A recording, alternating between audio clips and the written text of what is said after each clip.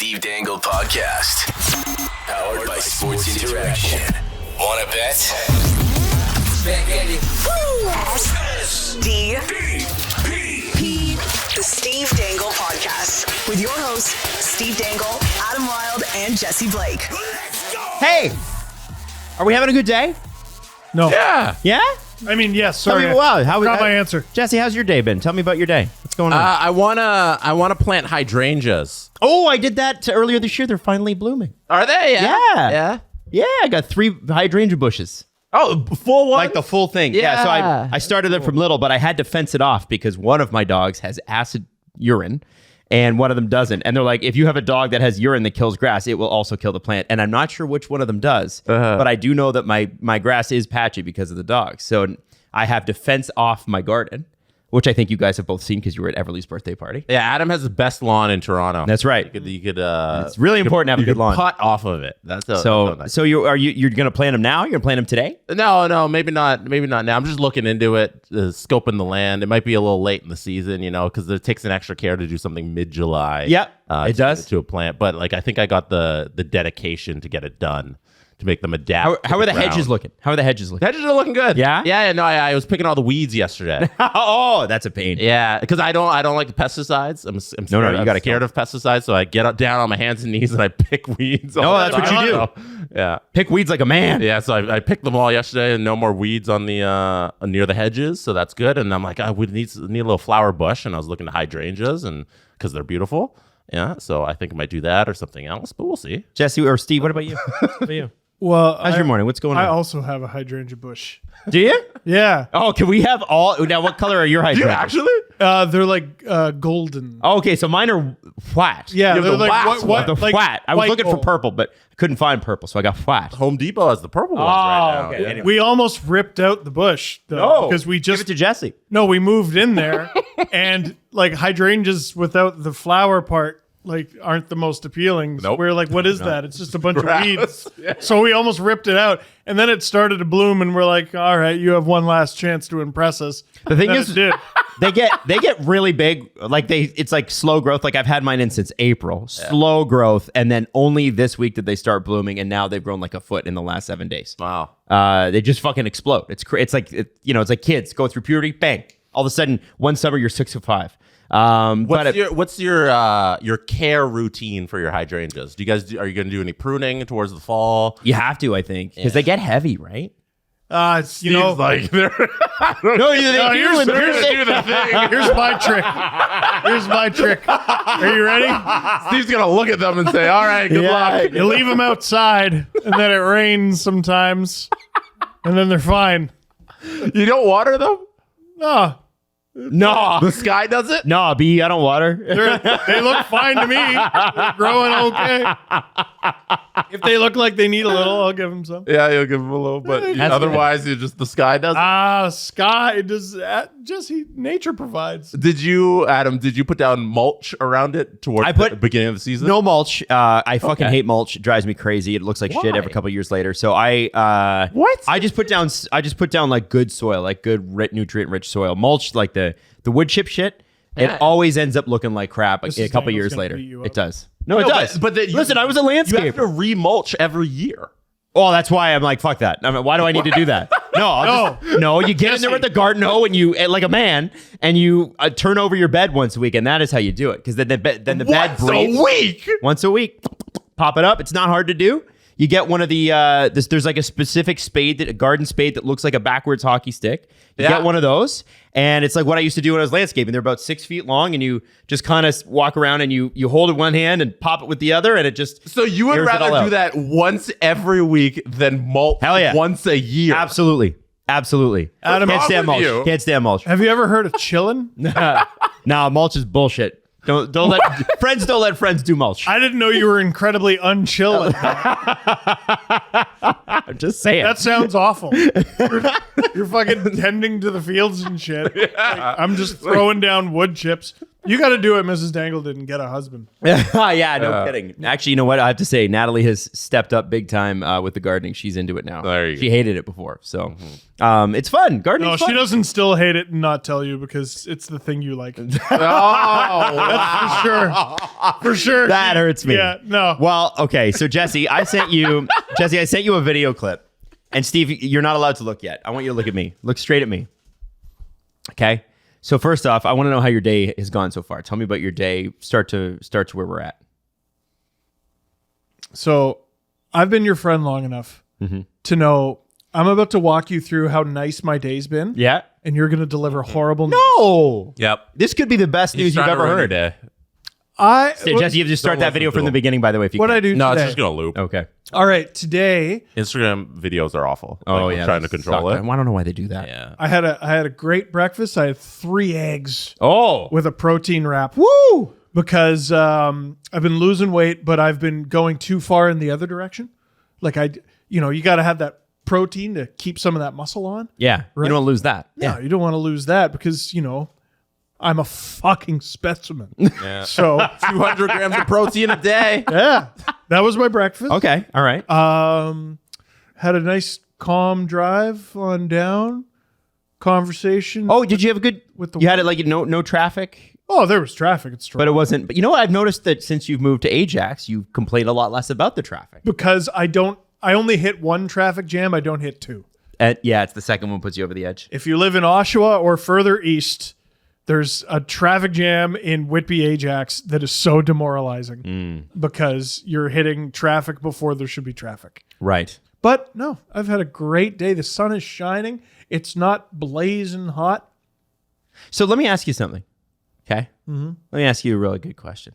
Your wrap. What was in it? Literally, so I did the 3 eggs, Gordon Ramsay style, Okay. like butter, little bit of cream.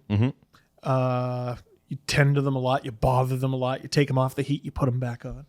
And I put them in the protein wrap. And I remembered what I added to it. We had something in the fridge we weren't using. A little bit of bruschetta. Oh, okay. Oh, that's good. Yeah. Put that in there with delish. your eggs. Now, the reason I ask you this is, have you considered, Jesse, can you bring the video up, It's please? gonna hold on. It'll loop. Should I There we put my go. glasses? Okay, are you ready, Jesse? There it is. All right, Steven, On the screen. I would like to suggest an alternative for you. Instead of using bread, because apparently bread is bad. You suck Bad. if you say what I think you're going to say. Go ahead, Jesse. Steve. Now, Damn you! For anybody listening, please describe the situation. A heart-shaped devil pepper. bell And they're- pepper. An orange filling bell it. pepper They're is filling being it. filled. with- Yeah, the sandwich looks fabulous. No, are it these- no. fucking doesn't. Who are these people that should be in jail that make a bell pepper sandwich? I don't Fucking- know. I like bell I peppers. love avocado. I love all the things on that sandwich. Look at but that I don't guy. want a raw bell pepper. jail. Jail. Pastrami. What kind of cheese did he use? It looked like all ruined. The blue, like not the blue cheese, but the it's got the He went with brie. brie. That's it. Oh, It's that's so ruined. good. He So ruined the all of it. sandwich. Avocado, bell peppers being used as the bread, and inside is arugula, tomato, some hot sauce. He suggests he went with mayo and Dijon mustard, but you can use hot sauce. And then there's avocado, pastrami. I can Oh, that's so good. And then a I little can bit of seasoning. smell. Yeah. I can smell that sandwich. Now, Unwell. listen, That's so all good. the ingredients on that Unwell. sandwich are good, Woo. but listen, if I'm going to have a sandwich, I'm going to eat a sandwich, not a bell pepper knockoff bullshit sandwich. No, that looks fabulous. But Fuck off. Steve No, it hates it. doesn't. Steve absolutely hates bell peppers if you didn't know that. My question to you guys is, why can't we just have a sandwich? You know what I mean? Like here's the other thing I want to ask. Jesse, you said you love avocado, I do. right? Yeah. Avocado's delicious. I'm with you on that. Salt, pepper, so good on most things. Yeah. Why do people insist if you get a sandwich in Toronto, there has to be alfalfa sprouts if there's avocado? I can never find a sandwich in Toronto Right. without alfalfa sprouts on it. It's And I'm like, it used to be lettuce. Name your used to be shredded. What is the word? Is You that know. alfalfa sprouts. Yeah. Alfalfa. You know what alfalfa looks like? It's the little Yeah, green- I know. That's Is what they there are. Another name for it? Is there not? I don't know. Oh. Lucerne? I mean, I don't I know know. what you're talking about. Yeah. Yeah.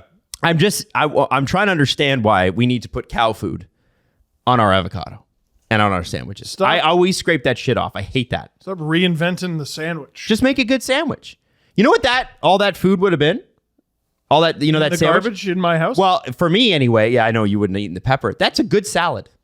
What he made right there. Why does it have to be a fucking sandwich? Just, if you want a sandwich, eat some bread. For God's sakes, what's wrong with you? I actually feel unwell. Do you? Does that gross you out that much? I hate it. I don't know what it is. And it's an orange pepper too, and they showed you the inside of it. Whatever the final mission of Halo 3 is, that's what the inside of the ship looks like when it's taken over by the flood. Yeah, you want the comments? Yeah, give me the comments on this bell pepper video. Maddie just alerted me to this. Most liked comment: tried it 100 times, always tastes like shit. Use bread. Thank you. Thank you. Next most voted comment: you got to cook with the bell pepper even a little. It will taste bitter if you don't cook it. Yes. I'd literally rather just put it in a bowl and use a fork. This is a salad. Thank you. This is a $20 sandwich. Looks good, but does not look easy to bite / chew. No, give me the bread. People aren't feeling this. Here's the thing about bread. Just like anything, if you OD on bread, it's probably not great for you. But bread has been part of civilization since civilization. And I just feel like we've overcorrected on the bread a little too much. No. Eat some bread or have a salad or both. But let's not make a shitty sandwich. Let's not wreck the amazing experience of just having a sandwich. Because that's a great experience. Yeah. But look at me. I don't eat bread, and I'm ripped like an old shirt because it's health and being and you know what? Shredded is my obsession. To each their own. And you know what it is? It's not that I pay ridiculous attention to my caloric intake and am active 8 days out of 7. It's the bread. Yeah. Yeah. What was that guy that was on TikTok and everybody was like, man, he eats the raw meat diet or Liver King. Yeah. And then it turned out he was, just taking $12,000 worth of steroids every month. Steroids. The guy who very much looks like he's on steroids and acts like he's on steroids was on steroids. The guy who, looks perpetually sunburnt because steroids just permanently make you pink. Yeah. And helps you remember your times tables. Right. Because he's spending $12,000 a month. There's 12 months, 12 times 12, $144,000 a year on steroids. That's right. Yeah. I want to throw out there, too, that if you... one of the things that I don't think anybody likes to talk about is how much steroiding there is in, like, Hollywood.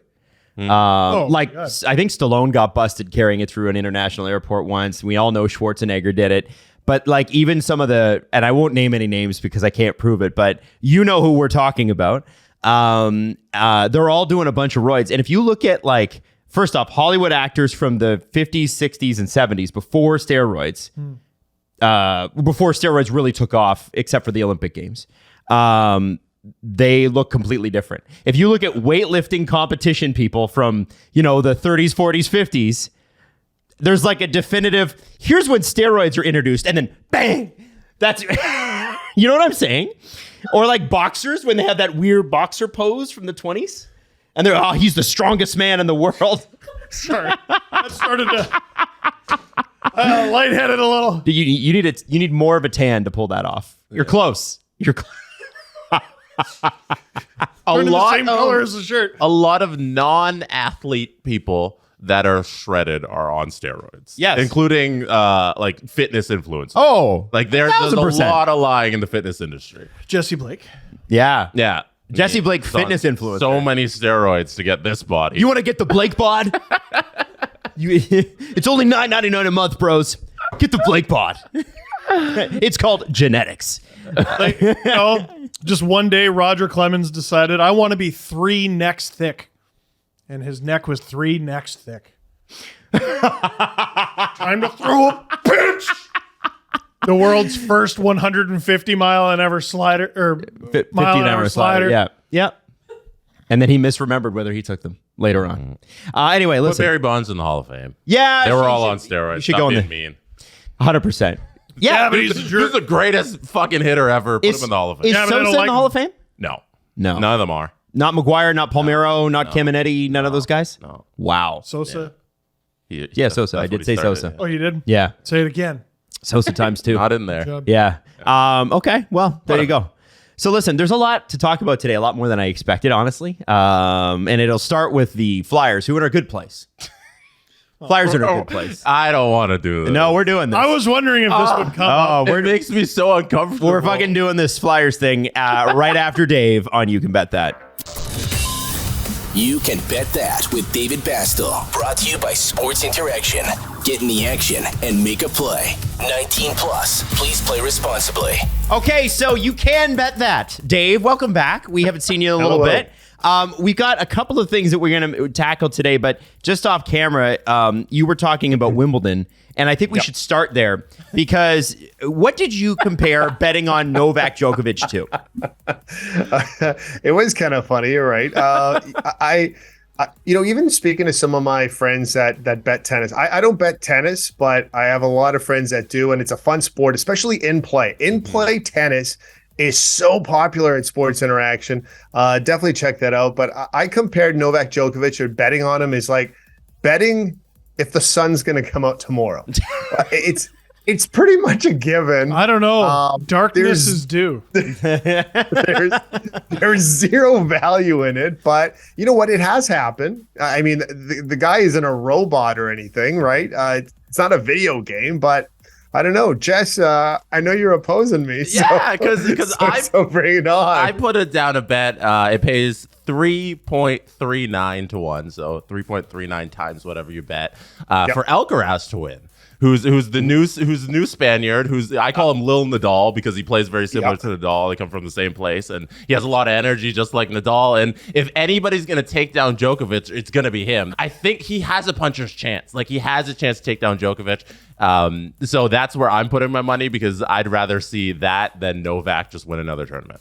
And you know what? I totally get where you're going on it, because I'm in your boat too. It kind of gets like, after a while, Tom Brady winning Super Bowl after Super Bowl, it gets kind of boring, right? But you're right. This guy is an up and comer, and tennis is looking for that next big name once the big four starts to crumble. And we already know that it is crumbling, because Roger Federer, Rafael Nadal, he's at the very stage of I'm almost finished, and so forth. So Novak's kind of the guy right now, and I just don't see anybody beating him. That's all. There you go. There you go. Also, there are Women's World Cup odds available right now. But you know what? We should save it for Friday, because we got to talk Friday anyway, right? And it starts on the 20th. So why don't we, because I think the tennis conversation was a good conversation, and I think we need a full segment of Dave to break down the Women's World Cup. Yes. Said nobody. Yes. No, I'm just joking. We will talk about Canada, because I got a chance to talk to Cara Lang the other day, otherwise known as Cara Romano, because she's married to Ricky Romano, the former Blue Jay. And Canada is in the group of death when it comes to the Women's World Cup. They're with Nigeria, Ireland, and the favorite Australian team in that group. A lot of people are saying this is going to be a tough group just to qualify. Canada's part of it. We'll talk about that on Friday. Garnet Hathaway is a Philadelphia Flyer.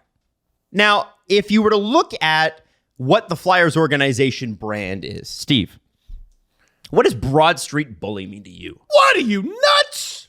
It means belligerence and truculence and all those words Brian Burke said about the Leafs in a gross overcorrection. We will have no skill. We will only fight. They are supposed to be the toughest team in the league. Right. And I remember when we had Ken Reed wrote a book about him, 60-goal season, and his name escapes me. Dennis Marouk was on. And I remember asking about the Philly flu. The Philly flu. And he said, yeah, guys just flat out would say they were sick right before playing the Philadelphia Flyers. It was that bad in the 70s, right? And that was part of their Ray Shiro's dad was the coach.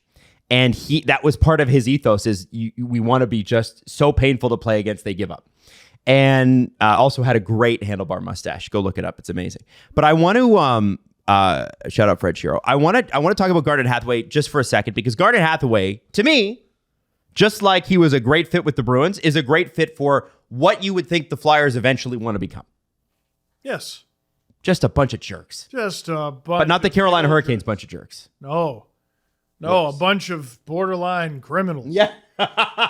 He's a tough player to play against. He's a good leader. He signed a 2-year, just under $5 million contract. He'll make $2.375 million. Now, he had a media avail, and it was live over Zoom, we believe, yesterday. And a shout out to Lights Out Hockey. Lights Out Hockey, excuse me. I thought it said Lights Out Hockey. And they have the video. Lights South Kai. Lights Out Hockey. Reading isn't my specialty. All right, here we go. Just go ahead and play it. Just fucking play it, guys. Get me out of this. Get me out of this. Play it out. Lights South Kai. What? That definitely sounds like a wrestler. All right, so this happened during the media. Yeah. Here we go. Hi, Garnet. I was just wondering, as a veteran with a relatively successful NHL career, what makes the Flyers, who are in a rebuild state, a destination that was How designed? many times is she going to ask this fucking question? Yeah, there's really a lot of things that go into it. Flyers suck. Why do you When I look at it, it's an organization that Hi, Garnet. Oh my god. So Please explain what that is. Okay. It makes me so uncomfortable. So here's what we think happened. Okay, so first off, we've all been in Zoom meetings, and it's like you're waiting for the first 3 minutes for everybody comfortable, everybody good. Okay, screens on. That was a thing at Bell Media. We had to have our screens on, which is now a thing that companies can't demand anymore. That's been legislated. Ooh. The Philadelphia Flyers had this availability, and the person running, and I don't want to say that they were a part of the social media department because we don't know. we do. Oh, we do know now? Yeah. Yeah. Yeah. Does we it do- say here? based- Okay. Based on their apology. Oh, okay. We know who did it. Okay. Yeah. So the social media person Yeah. did not mute his computer. He would have been hosting it after he allowed the floor to go to the reporter who asked the question. And he didn't like the question. How many times is she going to fucking ask this question? And then someone in the back said the Flyers suck as well. It was the Flyers suck. Why would they want to come here? She was mocking the person's question. Right. Because the question was like, hey, Yeah. why do you want to? So I couldn't figure that part out. Yeah, so the person who was sitting next to the social media person, I assume it's like a team. A Of them team. that are all sitting there running this Zoom. He's like, why is she fucking asking this question? The girl next to him is like, yeah, the Flyers suck. Why would you want to come here? She keeps asking that, you know? So Well, and they do. That's- And it is perplexing for but sure. I don't know. But Wait a sec. That sounds like you understand the gist of it. So what are you upset about? Yeah. That they suck? it's a good question. And I think, dear. so what was interesting about all this is obviously that they have a team of social media people and none of them thought mute would be a good idea. Nobody checked. Or just, hey, during this, don't chirp the reporters. Don't chirp the team about that you work for. How about just don't do that? No, she was chirping the question. Oh, she was. Okay. You know? She wasn't chirping the team.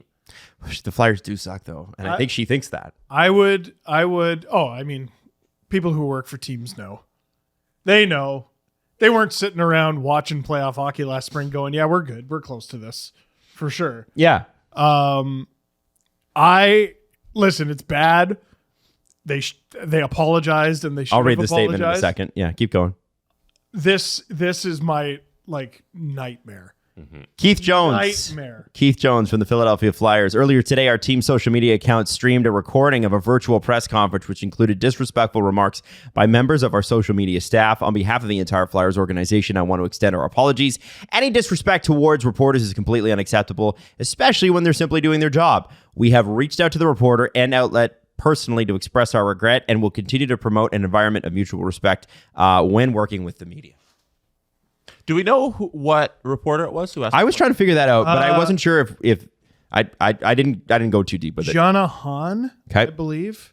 The irony is when this happened, my first question was, who was this? And then I ended up following them as a result because I'm like, wow, they obviously cover the Flyers. I'm interested in what's going on with them.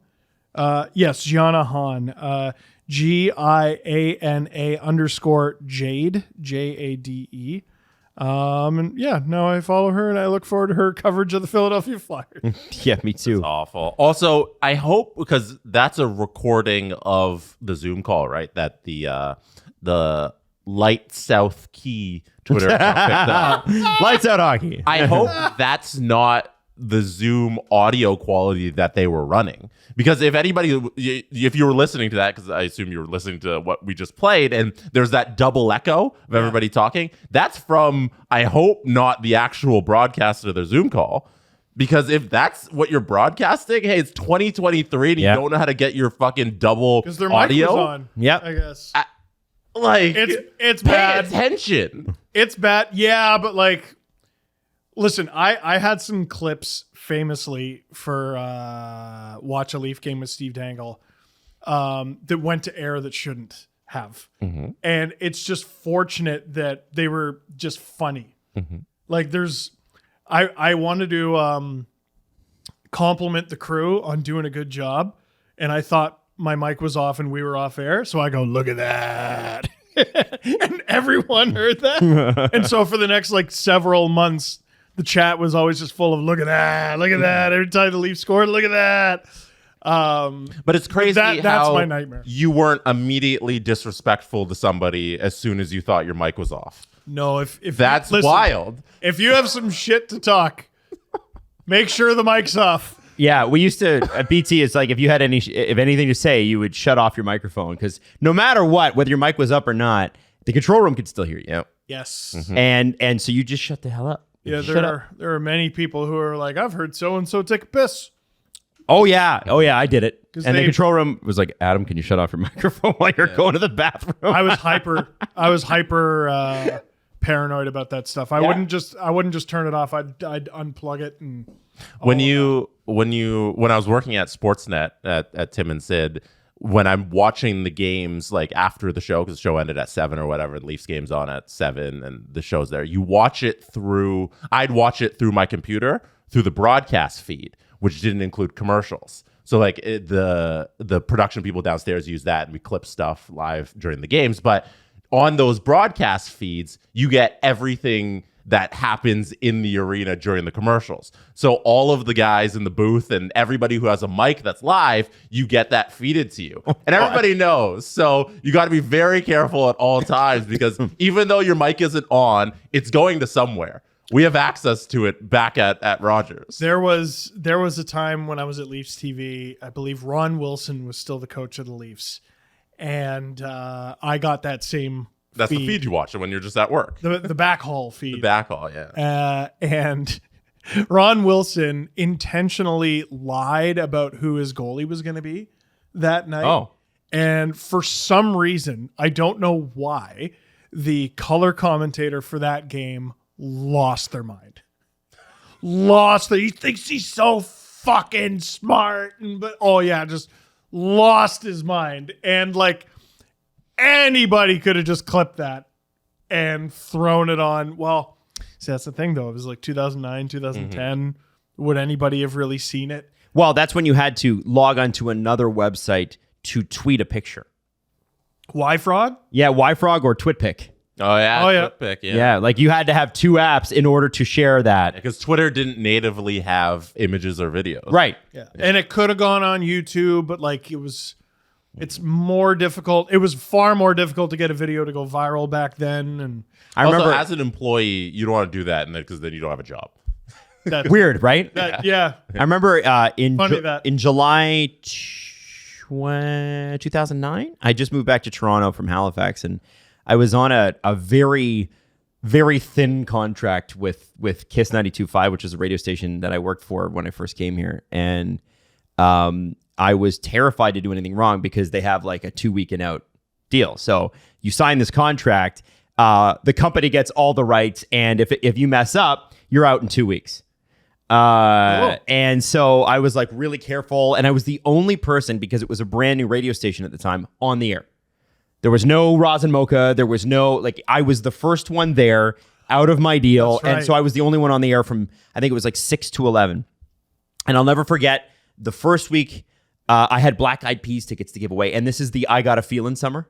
So they were the biggest thing in the world. Woo-hoo. And I gave them away. And of course, the I Got a Feelin' song has like a 25-second intro on it. So when you give away the tickets, you run the winner call over top of the I Got a Feeling song, right? Of course. Because hey, I got Black Eyed Peas tickets coming up, be caller number 9, whatever. So you get caller number 9, you record it, you edit it down in what's called a Vox Pro, and then you put it to air. Now, this guy was so excited, like just off the wall pumped, that he's like, that's fucking awesome. And normally when you do that, you're like, great, that's awesome. So what I go is you can handle it 2 ways. You can beep it, which accentuates it, or you can just mute it, just mute that word, which, doesn't accentuate it, but people still get the message, right? That's awesome. People will be like, they still understand. I'm very pro beep. I'm pro beep too, especially with the loud, young radio station. And so I put it to air. And it had my branding too. It was the first time I'd ever been at a station where it's like, it's just Adam Wilde on Kiss 92.5. Hey there, you just won Black Eyed Peas tickets. Woo! And it's like, bam, bam, bam, bam, bam, bam, and he's like, that's fucking awesome. And this is probably day 3. I remember it being a Wednesday. That's fucking awesome. And it was 6:30, and I knew my boss was listening, but to her credit, shout out Julie Adam, she never said a word. I thought I was done. I'm like, I'm toast. I'm done. I'm out. And never said a word. Never happened.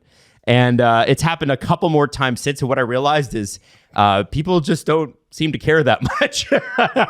There's also that time, Jesse, you remember at Kiss, the second go around where I gave out my phone number instead of the station phone number? Vaguely.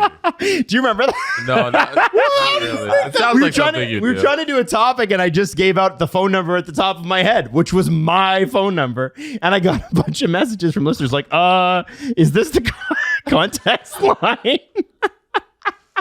Adam. Idiot. You silly Are Billy. you surprised, though? No. It's just the way my brain works. Anyway, I want to continue with the Philadelphia Flyers because, Jesse, can you do me a favor? What's that? Can you bring up the Flyers cap friendly?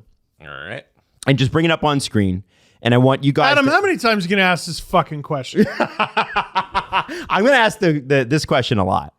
Because this, to me, is the most... Forget the Philadelphia Flyers fucking question thing. Mm-hmm. It's a mistake. What we're about to see is, I think, the most interesting thing happening in the NHL right now. Nobody's really talking about it. So, Jesse, Steve, do you notice anything interesting about the Flyers cap-friendly page? They basically got almost nobody signed beyond 2 seasons from now. So that's interesting. Anything else, Jesse? They got quite a few guys. They got a reasonable amount of guys locked up. I would say the most interesting thing about their cap-friendly is they are not overpaying anybody. That's good. In terms of they don't have a single... If you don't count Sean Couturier, they don't have a single $7 million contract on their books. And do they have anything? They've got retained for Hayes. But that's about it, right? Yeah, they're dead cap. They got 3.5 for Hayes for 3 seasons. Yeah, I'm not seeing anything too outlandish. Yeah, what are you saying? What are you thinking, Adam? Mm-hmm. Well, I have one more thing I need you to check before I can answer that question. Can you go to the Carolina Hurricanes cap-friendly page, please? Okay. I want to know. Oh. I want to know if you see anything interesting there. There they are. Okay. Do you see anything interesting on the Carolina Hurricanes cap-friendly page? They have a lot less guys locked up. They do? They got 3 goalies. Mm-hmm. The Svechnikov extensions. Kicking in forever. Yeah. Yeah. Anything else? What do you see? Steve? Well, I don't see Tony DeAngelo. Bingo. Yeah. They did the trade. No, they didn't. They have not done the trade. No, Adam's right. They have not done this trade. July 8th was the day they were supposed to do the trade. The trade, as of right now, which was supposed to have Massimo Rizzo, who's an unsigned college player with really good numbers, going back the other way, along with half of DeAngelo's salary retained in Philly, has not been consummated. It was supposed to be done July 8th. It is not done. Because we're waiting on Mr. Karlsson. And that brings me to Erik Karlsson. So, interestingly, the 2 teams who are involved in the Erik Karlsson sweepstakes are, we've talked about Pittsburgh and the Carolina Hurricanes. And if you remember, the reason the DeAngelo trade couldn't go through in June was because the CBA had a provision about blocking a player being traded back to the same team and salary retained, blah, blah, blah, blah, within a year. It doesn't really matter what the rule is. He couldn't get traded back until a full year had elapsed. July 8th July 7th was the day he was traded, I believe. July 8th would have been this year, the day he could have been traded, and the deal has not happened. Now, currently, the Canes have $3.3 million to spend, I think, with LTIR and stuff like that. If Erik Karlsson goes to the Canes, Pesce or Shea or some of both, maybe, I don't know, probably have to go the other way. And that means that the Canes and the Sharks are getting close to... This is what I'm deducing. You got to think that Karlsson's at 7-8 million at that point. There's just, I mean, here's where we are. The Vezina winner from a few years ago was traded for nothing because no one can afford anybody. The Norris winner, who scored 100 points as a defenseman, he has a very small list of suitors and needs to be heavily retained because no one has any cap space. Hold on, though. Has a small list of suitors. I want to jump on that point for a little bit. The reason I say that is, Jesse and Steve, the Tony DeAngelo trade was supposed to be made around the draft. Am I right? Like right before? Yeah, something like that. Before the draft. Yeah. Okay, so had that deal been allowed to go through, had the NHL come to its senses and been like, it's Tony DeAngelo, no one's trying to circumvent anything. A new GM is there who didn't sign the contract. Why Thank you. is The this? Flyers signed the contract. Yeah. The CBA is black and white until it's not, right? Yeah. Right. So had the NHL not blocked that deal, would have gone through. And the only team at that point who would have been even able or willing to try, in theory, right now, for Karlsson services would be the Pittsburgh Penguins. Which tells me that before the draft, more than Carolina and Pittsburgh were interested in Erik Karlsson. Very interested. And we did hear rumors that Toronto had made a call like, hey, what would it take? Whatever. And there were some other teams. And the reason I'm telling you all that is to tell you this. I think that the San Jose Sharks have better get this done. And they better get this done quick. Because if they are hoping to get anything back, or they're hoping not to retain 50%. Remember, they wouldn't go below 20%. Then they better get it done. Because you're now down to 2. And you wouldn't move off him on the deadline, even though he should have been moved at the deadline. You wouldn't move off him at the draft because you thought there was going to be more people. And what happened? July 1st happened, and we saw a bunch of free agents go. And then July 2nd happened, and we saw a bunch of free agents go at a really nice discount. How'd they get Bertuzzi at 5.5? Wow. And I'm starting to think that the San Jose Sharks are on the cusp of, if they haven't already, overplaying their hand. Because you now have 2 teams who are even willing to look at this. So your return is going to be probably low. I would imagine that San Jose is more interested in Carolina because of the return. I think Petrie would be a part of the package going back with Pittsburgh, along with whatever prospects There's Pittsburgh more has assets left. in Carolina that you can get back. Way more. And you'd rather have Brady Shea or Brett Pesce or whoever over Jeff Petrie. No disrespect to him. But at the end of the day here, I'm starting to think that San Jose and Erik Karlsson, they could, according to Rob Rossi on Threads, because he's no longer on Twitter, Rob Rossi saying that Pittsburgh believes they are the best positioned team to get him. Of course they do. And he said both teams, Carolina and Pittsburgh, believe that a deal for Karlsson is, quote, not remotely close. Rob Rossi said that. Yes, on his threads. Oh, man, fascinating. I think they've overplayed it. I think that's the dam.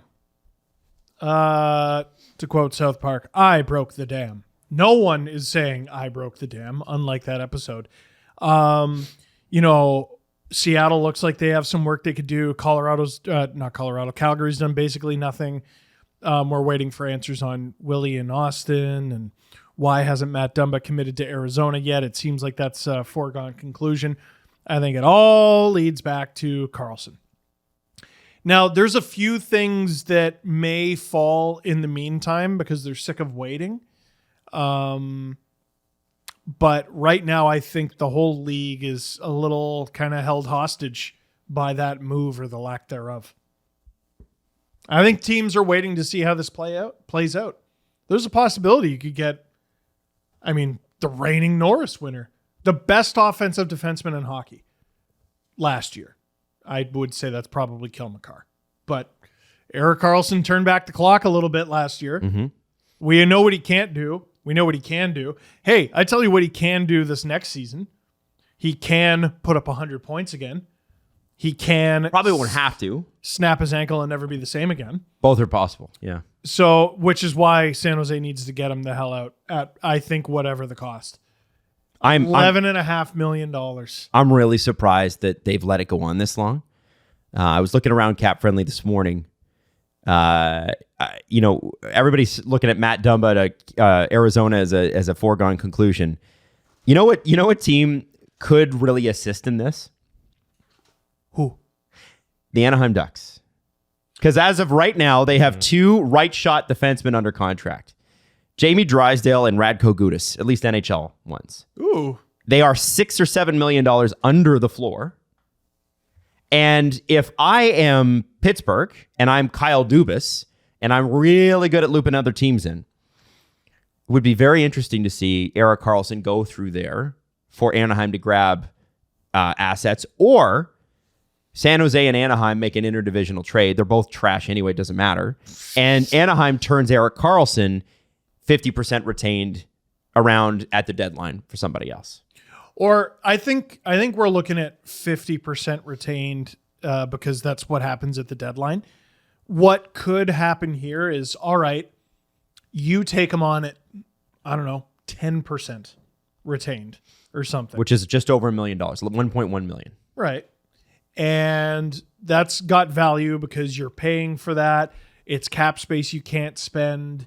It's a retention slot for 4 years, you said? Mm-hmm. Ooh, yeah, there's got to be some value there. And then you retain 15, or more realistic, you flip it, right? Mm-hmm. Like, don't get caught up in the number percentages. 50. Yeah, the percentages. We also know hockey people, no matter how desperate they are, no matter how much business there is to be done, they don't want to know that their phone exists as of August 1st. This has to get done. Think of the doc. Think of that doc without you on it, NHL GMs. Think of how it calls to you. It beckons to you, to your heart and soul. Get this friggin' done. Ideally, before our show on Friday. That'd be great. That's what I want. You're just rooting for things to happen. Yeah. 100%. I do think that a trade that everybody just assumed happened, the Tony DeAngelo, has not happened. So what I had seen was from an NHL Watcher account that was like Friedman was on NHL Network talking about the Tony D deal, and the holdup was they might not need him because of the Karlsson stuff. And then I saw a couple other accounts like the fourth period celebrating like, oh, it's Tony DeAngelo Day, like it could happen any minute now. And then I guess it just never happened. It didn't. And I just assumed it would have went through. Well, That's fascinating. I saw one possibility where Carolina's right side would be Burns, Karlsson, DeAngelo. Ooh. Why? All yard sale. How come? No. I don't Doesn't make understand. sense. It's I think it's Karlsson or DeAngelo. yeah, the butterfly effect of the NHL being like you can't do that deal could be Erik Karlsson. Yep. That's fascinating. Yeah. I just thought it was that kind of one like, little The one little CBA rule. You're saying the butterfly effect is the next DeAngelo deal, not Karlsson. No, the butterfly effect is that CBA rule. Whoever wrote it back when, Brandon Pridham. maybe. I mean, potentially. Yeah, and then that leads to this ruling, and then it goes to maybe one day the Carolina Hurricanes have Erik Karlsson, which I don't think it makes sense to reunite Burns and Karlsson. It doesn't. It didn't work in San Jose. So then my next question It's probably a Pittsburgh Penguin. is, I think he's a Pittsburgh Penguin too. Yeah. At this point, you can see why Pittsburgh is probably feeling okay about their position right now. And that's why I bring up the Ducks, because San Jose, if Carolina says, you know what, we looked at the tape and the Burns Karlsson thing didn't really work. Mm-hmm. Why don't we just do Tony DeAngelo? We know he works. He's cheap. We don't like spending money anyway. Right? They don't. I mean, Tom Dundon does, what do they say? A fool and his money go their separate ways. Tom Dundon's not, whether he's a fool or not, his money and him are sticking together. Ain't no fool. They're married. I think what will be interesting is if Karlsson does end up a Kane, what does Philadelphia then do with Tony DeAngelo? Because you can't imagine they wanted him out You can't imagine that they want to start the season with him. How long does he have left? Just 1 year, $5 million. Okay, you can fucking play that out. Someone will want him at the deadline. If it's the worst thing in the world, you got to trade him at the deadline. Like, I think you can swallow that pill if you're Daniel Briere. One thing I'm very interested in is if Erik Karlsson ends up going to the Pittsburgh Penguins, does Adam Wild's opinion of Kyle Dubas lessen? Like, does he think even less of No, that I think I hate him even more. Yeah. I hated him for 8 years in Toronto, if you listen to me. I hated him. I actually think that changes my opinion on Dubas's offseason a little bit more. Like, are we all the way in or are we all the way in? And if they are all the way in, then Erik Karlsson's the guy to get. Yeah. You're lower on his offseason than Jesse and I. I will say this, Pittsburgh Penguins fans. Wow, he kept the same team and he had a great offseason. Wow, I can't. The logic is stunning, everyone. Pittsburgh Penguins fans, I've said many times, Dubas is a creature of habit. He will change those habits sometimes, but largely he's a creature of habit. I don't know if this is a habit because it's something he's only had the opportunity to do twice, but his first offseason as Leafs GM, bang. John Tavares. Killer. He made a statement. It was great. Bang. There it is, John Tavares. Statement. What if his first How's that gone? Well, It's gone pretty well, I think. at the time we were pretty excited. And he has been amazing. It's not all John Tavares' fault. Yes. I don't know. Yeah, it's all him. Put it on him. So, Idiot. listen, his cereal's delicious. Just stop. Who are you calling an idiot? His cereal is delicious. You're an idiot. So, this season, what if his big bang is Erik Karlsson? I'd love that. I think it'd be good for the NHL.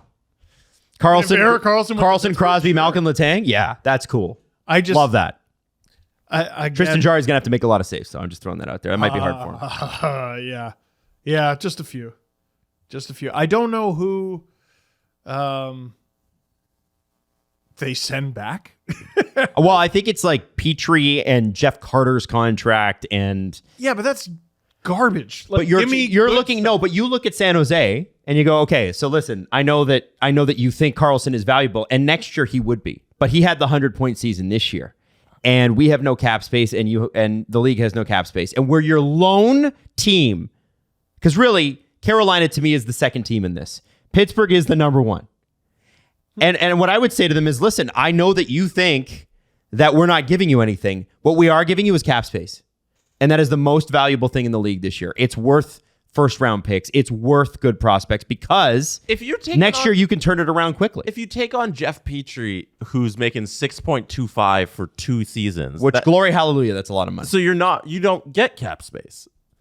Because what you'd retain would be 6 or whatever on the 50%, and then you take on 6, so then you're back to 11. Adam, where did Jeff Carter play junior? Sue. Yeah, he's Okay. Jeff Petrie. Jeff Carter. Yeah, but I was talking about Jeff Petrie. Yeah. Well, we're both talking about the Jeffs. Yeah, the Jeffs. Okay. So This is Jesse. We're getting to the bottom of this. Adam hates. no, I'm wondering How does because the Petrie deal has to go somewhere else. It can't Right. go to San Jose because then you don't get the cap space. Well, then maybe you call Anaheim and go, hey, we know you don't have anybody under contract. How about a very nice and fresh Jeff Petrie, who is still a good defenseman. He's just a little overpaid. He's 35. That's the problem, right? You just don't know. And for another season after this season. I mean, if you're the Ducks, I don't know why you wouldn't try to grab something out of them for it, obviously. I'm just looking at the Sharks cap friendly, trying to figure out what they're doing. I know. I'm trying, I don't understand which assets Pittsburgh has that can go back. Well, it's going to have to be to save them. So what you're looking at this, if you're Kyle Dubas, you're probably like, okay, I can save you that money, but it's going to be a year. Oh man. No, it's going to be 2. It might be 2. That doesn't make sense. I mean, if it's Jeff Carter, it's 1. But if it's the other Jeff, Well, okay, so well, then you have to send it. You have to send it somewhere else. Adam might be thinking closer to how this ends up, because instead of salary retention, which is a pain in the ass for all involved, and I don't think San Jose wants to do it, what if you take on a bunch of money via contract, like via expensive players, sort of like the Ekman-Larsson deal to Vancouver, except not really stupid. Yeah, a bunch of like Louis Eriksson, stupid. Antoine Roussel, and who was the other guy? Jay Beagle. Oh my God, what a bad contract. But like they all had 1 year left. Yeah, Arizona won that deal. One more year of oh my God, slaughtered it. Like, one more year of pain. So you have to combine like 3 guys on Pittsburgh to just trade back so that. Yeah, so here's what I would say. Here's my sales pitch to you. And remember that in this situation, as Mike Greer, and you're listening to this, your options are pay Karlsson $11 million or save $7 million or $8 million eventually. Right? Those are your options. Tell me how I'm going to save I would say, in the first year, I'm going to give you, you're not going to save a whole lot. Starting real good. Great pitch. Real good. Here's what I'd say. Okay, Jeff Carter is going to be off your books in a year. You need players to play for your team. You need players to be veteran guys who you have a lot of young players. San Jose had a great draft. They drafted the right players. They need guys who have been there and won cups. Jeff Carter has, and they are gonna. So you need players like that. You need a Jeff Petrie to anchor your defense a little bit here. You do. This pitch sucks. So what I'm saying is, of the 4 years, you'll save not a whole lot in the first year, some in the second year, and all in the third and fourth years.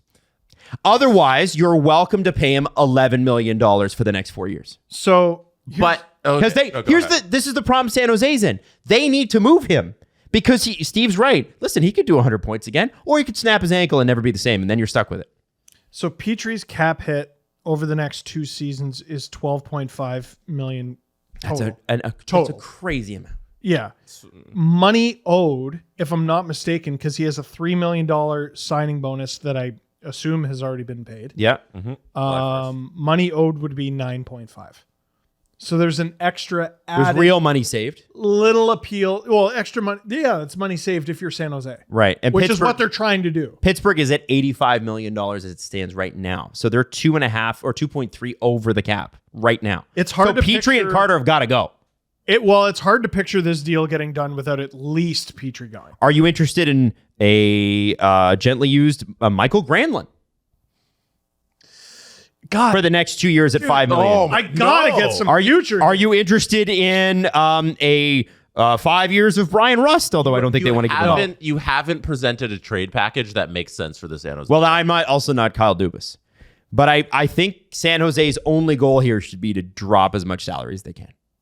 Yeah, and as quickly as they can. And with dealing with Pittsburgh, it doesn't sound like that opportunity is there right away. But we're acting like San Jose's up against the cap and cares. Maybe they don't, and maybe they're not. And I don't think they are. That prospect pool is a world of hurt. So San Jose right now is $5.4 million under the cap. So maybe they don't mind taking on some cap this year.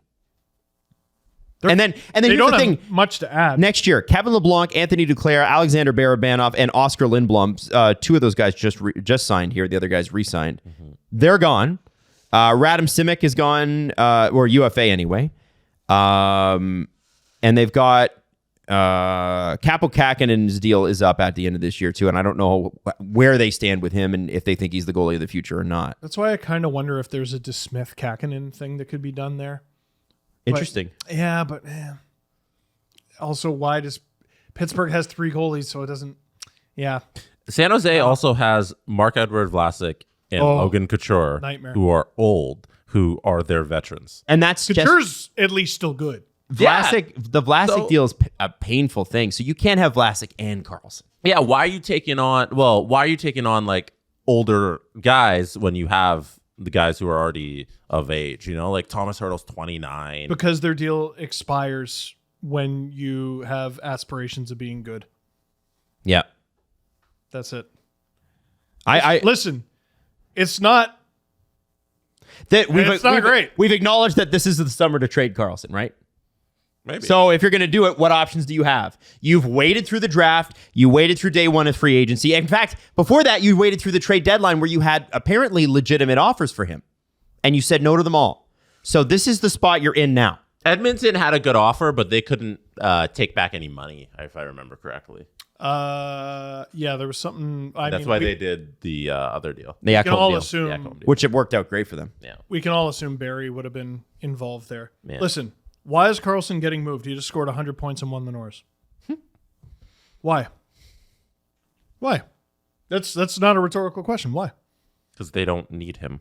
They don't need him. They need assets back because they're trying to be good. I think they need cap back. I don't think they need assets back. Or I don't think they're going to get assets back. Yeah. Oh, so Everybody needs assets. they're looking for cap space? Yeah. Why do they want cap space?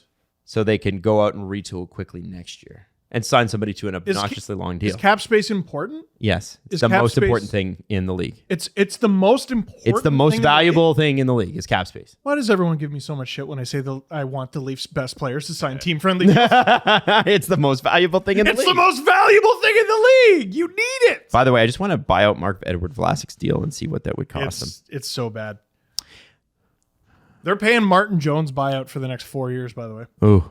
So the cap hit would be $1.4 million this year, but that he can't do it this year because I believe that has passed. He has to file for arbitration or something. Isn't there? I don't know if they have the window's a second passed? buyout window. No. And then 4.1 million next, 5.1 after, and then 1.6, 1.6, 1.6. That might be an option for them. It's not a great one. It's kind of wild. Parise and Suter got bought. I know.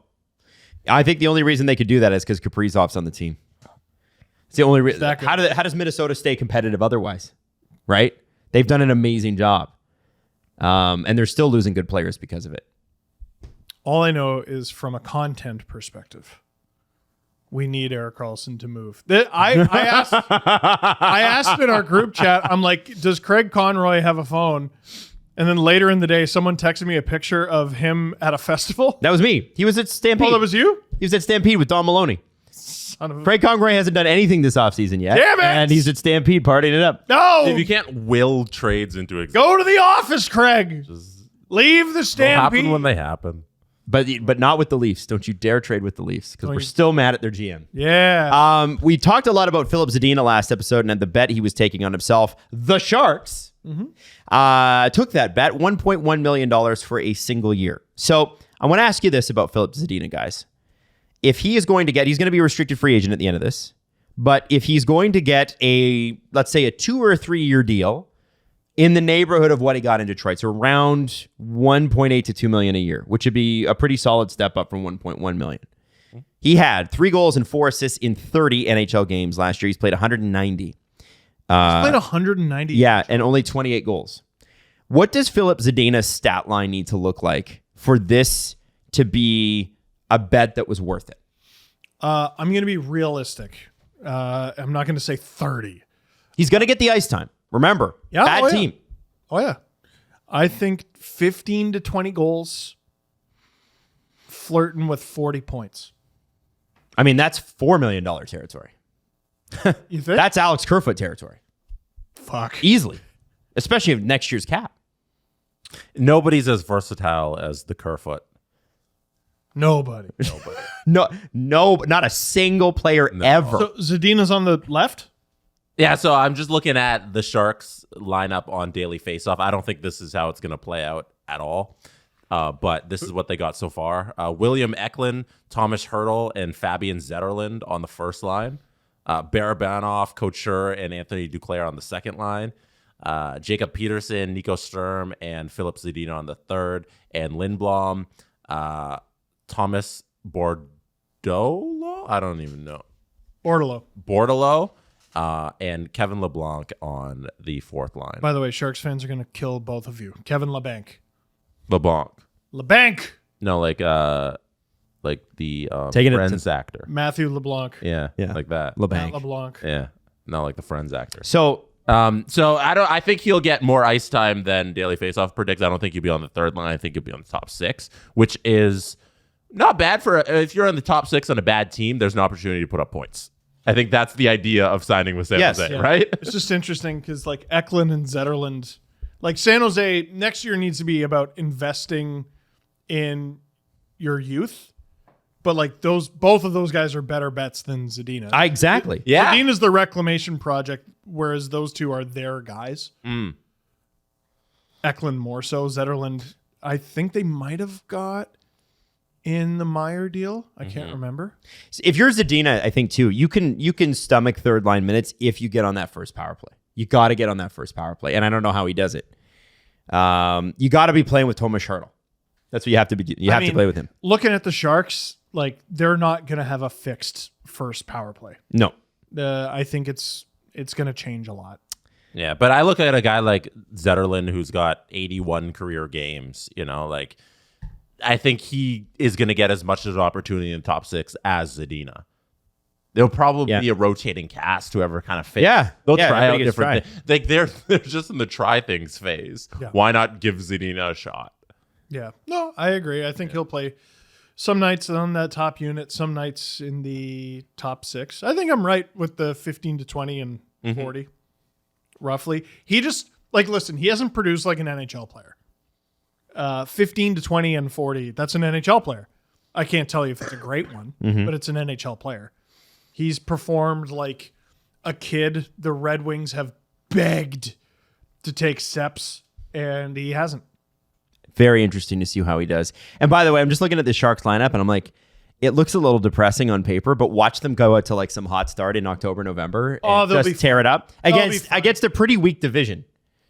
Well, the Ducks are pretty bad. Mostly the Ducks. Mostly the Ducks. Coyotes are. Yeah, like you could steal some wins. You could steal. Who knows where the Flames are going to be in terms of like Flames are going to be weird. Canucks are going to be weird. Like the Flames could be outstanding again. They could be. They could also be mid.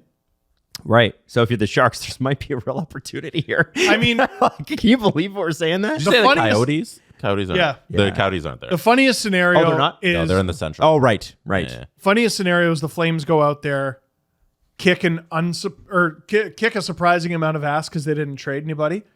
And everyone goes, well, looky at the Flames. And then they still trade nobody and they get eliminated and then lose everyone for nothing.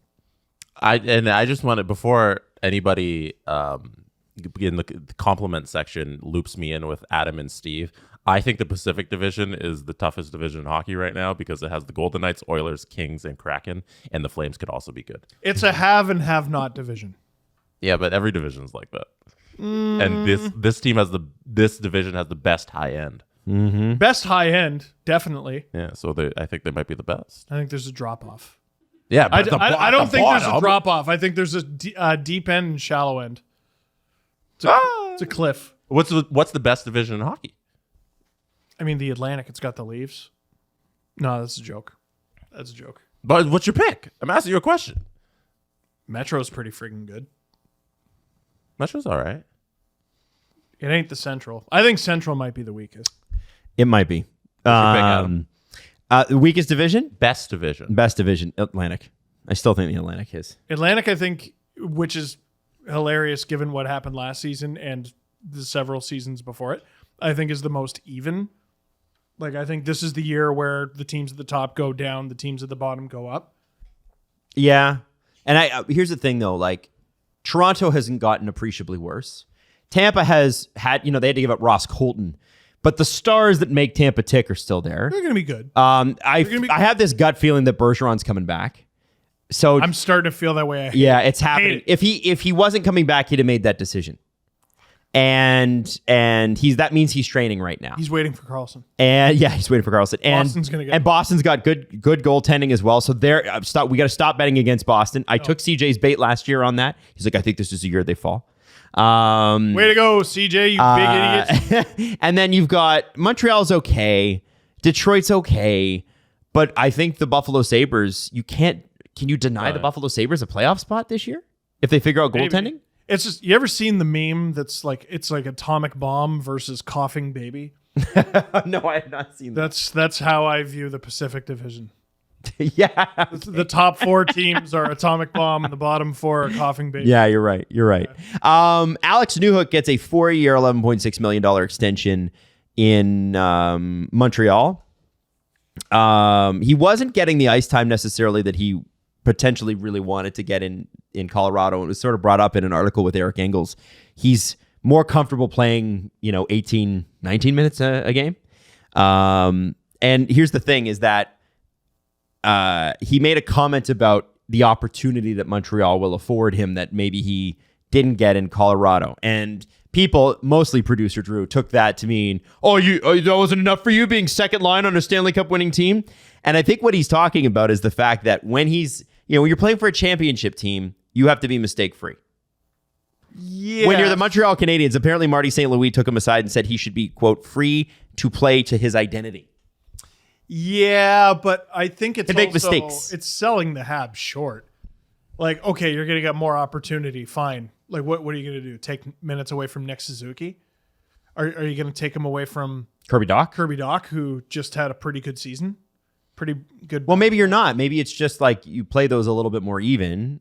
And he's a guy that's playing third line minutes and not worried so much about making mistakes that a 21-year-old would make. I think it's more about mindset and less about opportunity. How so? Well, based on what you just said, he'll be. St. Louis has to be careful with this though, because this can't be the fuck around team. Because eventually you'll find out. But Colorado, they have standards and stuff. But come here, we're rebuilding and don't care. Like, you got to be careful. And I'm sure Martin St. Louis of all people is like, we're not trying to win. It's Martin St. Louis. Mm-hmm. Guy, is made of fire and quads. Made of lactic acid. He's, I'm sure he's got a very high standard, but I just don't like the way that reads. Okay. Also, did I hallucinate Alex Newhook getting like a $6 million a year deal at the draft? Yeah. Yeah, you did. Must have. Because I swear I remember that report. It's 4 years, $11.6 million. Yeah. Oh, okay. Yeah. Well, no, I know he just got a new deal, but I was surprised when he got the new deal because I'm like, I swear he signed one the day he got traded. No. And it was rumored to be $6 million, and maybe I'm thinking of someone completely different. I don't know who you'd be thinking about. Yeah. Well, I don't know Maybe because the told day. you. Sorry, Maybe somebody told you it would have been that. Maybe. And I remember right away going, "Wow, that's really bad." $6 million over 2 years. Maybe it was that 3 each. He signed for 2.9. I saw 2.9. I'm like, well, I'm not great at math, but that's not 6. One thing about the contract too, he's an RFA at the end of it. Like, he's still under control. Yeah, that's it's a good deal. Good deal for them. Good bet. I think. Yeah, that's the only thing with Montreal is like every time they make one of these deals, like with the Kirby Dach deal, you're making a bet on a young player instead of like trying to go after and draft this player. You take the bet on the guy who's already in the league, who's still young, who's you hope the draft pick would turn into this guy. One of those guys is not going to work out the way they expected. Yeah, sure. So they're taking a bet on both of them. Kirby Dach did see some progression this year, but let's see who's got the higher ceiling, and then the other guy can be traded or be the third line center. Yeah, you just keep swinging. Yeah, keep swinging. Eventually, you'll hit one. They're setting themselves up real well for the future. We already know Newhook can be a third liner on a cup winner. So, now, K'Andre Miller signed an extension for the Rangers, and I know that Steve thought it was $7 million per year. I thought the other contract the tweet said was different. Yeah, 7.8. Well, they said no. It's an awkward number. Do you want me to give you the number? Yes, $7.774 million. Read what Steve read and why he was confused. Okay, you have it up? Oh man, it's just like way back. Way back. They said the total of the contract. They said 7.8 to 8. Yeah, they said it. Yeah, Larry Brooks, Rangers closing in on a contract with K'Andre Miller, should be 2 year, $7.8 to $8 million range. I thought that was the AAV, and I was like, holy shit. I like K'Andre Miller, but that is too much. He did have 9 goals and 34 assists last year, he's ranked second among Rangers defensemen in all three of those categories. Adam Fox. He played 150 minutes shorthanded. He's positive possession player. Basically, I think the scouting report on him is just cut down on some more mistakes, but you got all the tools, you're going to be a star. And I think the Rangers at the end of this 2-year deal are fully expecting to give him a whopping deal. Well, I'll give you my scouting report. No confidence. No confidence and no swagger. Wow. Because what's his cap hit? Oh, I was going to bring this up. What's his cap hit? So his his cap hit. Hold on, let me look it up exactly because I want to make sure that I get it right. 3.872. 3.872. What's his number, Steve? His number's 79. Yeah. Come on, 3.879. I thought you were looking at the 7774 and going, it should be 7779. It should be. They should fix the math so that it's 7.9 in both. Oh man, you're gonna somehow. get Twitter subtweeted so Why? bad about this. It's $7,000. They're gonna subtweet What's this. the big deal? Oh, cap space is infinite. We can fuck around and do silly bullshit with it. Hey, listen, if K'Andre Miller means so much to the New York Rangers, they should have just done it. Because he's an important part Steve, of the team. You're gonna get hardcore subtweeted. Adam, It's coming. There's you gonna be know- so many accounts who are like, eh. you know, It'll be like the South Park book about Prince Harry. Wah.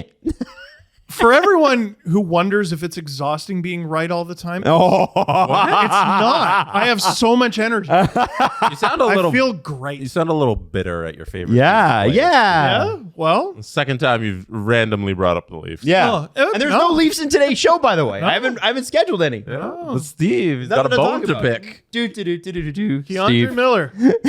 You know what? He's been to the third round, but he doesn't have a contract with his jersey number in it. So is he really living life to its fullest? So I would like to finish this before we go to the press conference with just a video clip. And this video clip was posted this morning, and all it is a player, a new face, but an old face with the Boston Bruins out for a walk in Boston. Have you seen this? I have. Okay. So I present to you Milan Lucic walking. Look at that man.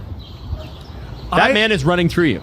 I keep thinking of, like, wasn't it years ago in Vancouver, like in a bar or something, someone tried to screw with him?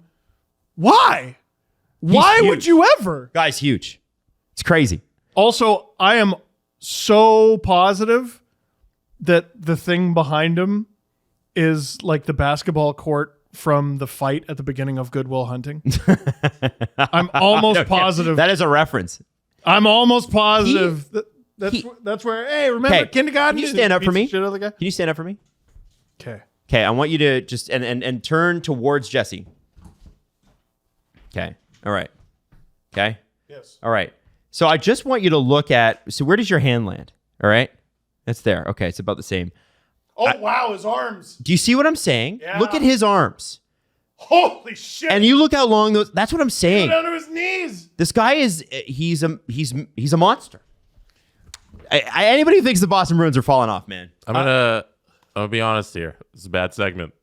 Professional athlete is huge. Listen, I just no man. I will good never not be segment, awed Adam. by that. I will never not be impressed by that. Look at that man. That he is all. Guy who's played hockey for 40 years is big. Look at the size of him. This is a bad segment. Yo, his traps are like he's gonna fly away on those traps. Okay. I bet he could play hockey. You know those guys Crazy. who fought in the Straight up. UFC over the No man, you never. Those guys are huge. That's not a normal Oh, hockey wow. player. That's No, not a like- normal hockey player. That guy, nobody wants to take a hit from that guy. Are you kidding me? Or a punch. No. No, he, I've told the story before, but he was an amateur boxer. And I found that out from Jay Rosehill, who fought him.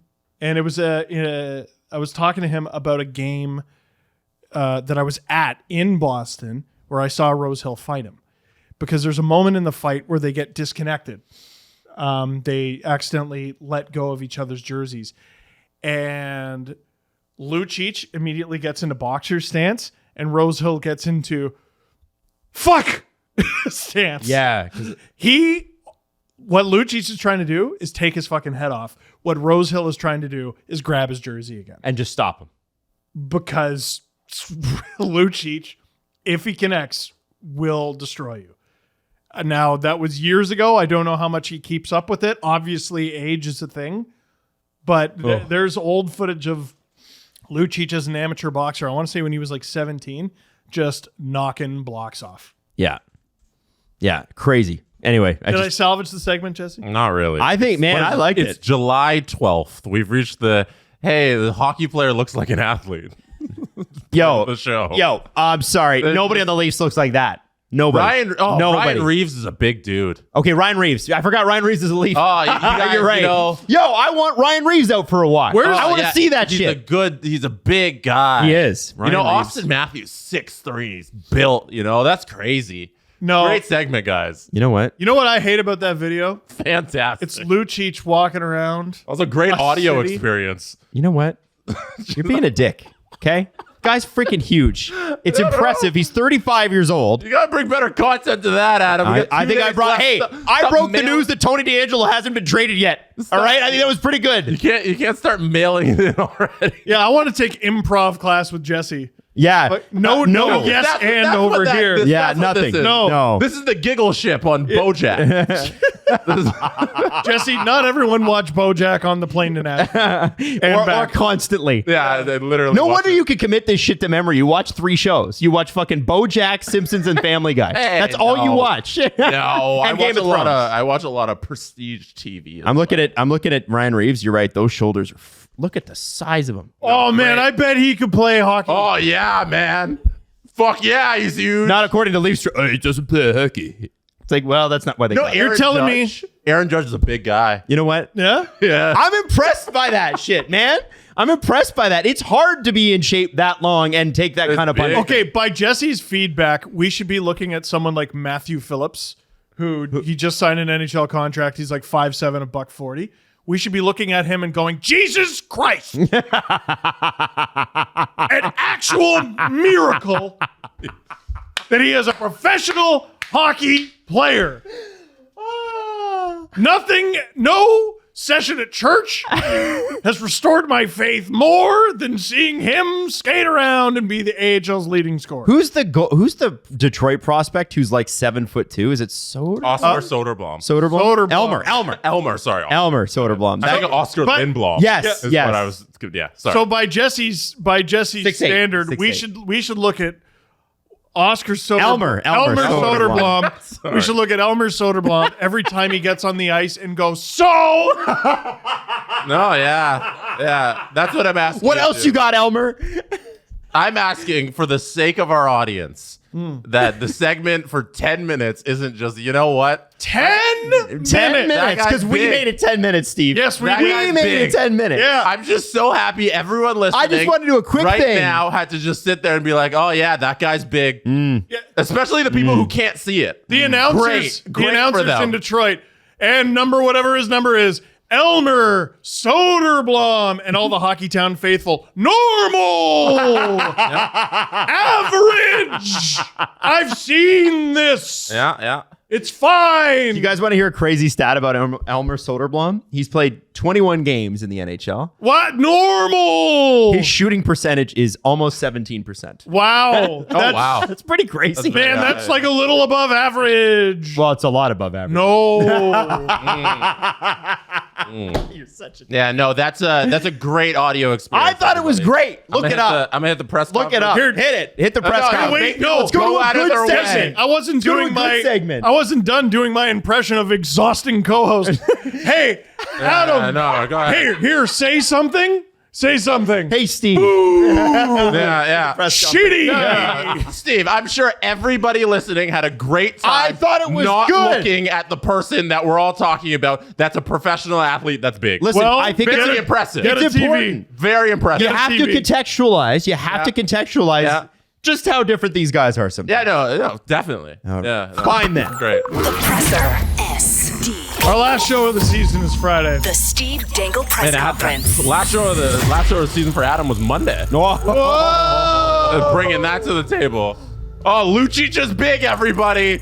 Have fun. This is from Kelsey Howarth. Kelsey, not interesting. We could go without this.